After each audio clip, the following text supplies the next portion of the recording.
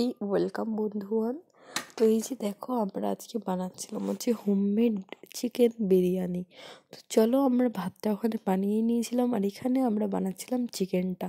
তো দেখো ভাতটা একদম ঝরঝরেভাবে রেডি হয়েছিল। তারপর আমরা যে চিকেনটা বানিয়েছিলাম সেটার ঝোলটা প্রথমে আমরা নিচের দিকে দিয়েছিলাম, তারপর ভাতের একটা পুর বানিয়েছিলাম এবং তারপরে দিয়ে দিয়েছিলাম 4 পিস এখানে চিকেন নেওয়া হয়েছে। সেই চিকেনটা নেওয়ার পর তারপরে এর উপরে আবার কিন্তু আমরা ভাত ছড়িয়ে দিয়েছি এবং ভাতটা ছড়িয়ে দেওয়ার পর আস্তে আস্তে আমরা বেরেস্তা এবং আরও যে চিকেনের ঝোলটা রাখা হয়েছে এবং আলুগুলো রাখা হয়েছে সেগুলো আমরা একে একে করে পুর বা একে একে একটা লেবেল তৈরি করব। তো দেখো আমরা প্রথমবার বাড়িতে আমি আর আমার বোন মিলে আমরা কিন্তু এটা ট্রাই করেছিলাম। তো টেস্টটা কিন্তু খুব সুন্দর হয়েছিল।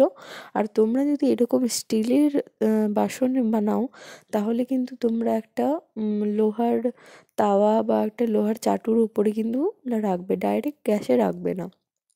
তো এই যে দেখো হয়ে গেছিলো, আমাদের পুরো রেডি হয়ে গেছিলো। আর এখানে আমরা কেওড়া জল ইউজ করিনি, না থাকার কারণে তোমরা কিন্তু করতে পারো। আর এখানে আমরা ইউজ করেছিলাম হলুদ এবং দুধ দিয়ে আমরা বানিয়ে রেখেছিলাম, যেটা ফুড কালার হিসেবে আমরা ইউজ করেছিলাম। যাদের কাছে কেশর থাকে তারা কেশর এবং দুধ দিয়ে যে কালারটা হয় সেটা ইউজ করতে পারো। আমাদের কাছে না থাকার কারণে আমরা এইভাবে ইউজ করেছি, কিন্তু এত সুন্দরভাবে এটা রেডি হয়েছিল যেটা তোমরা দেখলেই কিন্তু বিশ্বাস করবে যে সুন্দর, কত সুন্দর দেখতে হয়েছিল এই বিরিয়ানিটা। খেতেও কিন্তু খুব ভালো হয়েছিল। দেখো তারপর আমি এখানে একটা আটা দিয়ে এটা বন্ধ করার জন্য রেডি করছিলাম, যাতে কি এর ভেতরের গ্যাসগুলো বেরিয়ে না যায়, ভেতরে যে ভাপটা সেটা বেরিয়ে না যায়। সেই জন্য আমি এখানে একটুখানি আটার একটা লই নিয়ে নিয়েছিলাম।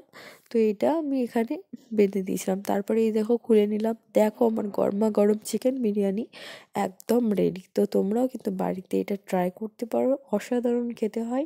প্রথমবার একটু ভুলচুক তো হবেই, তারপর কিন্তু তোমরা শিখে গেলে একদম সুন্দরভাবে বানাতে পারবে।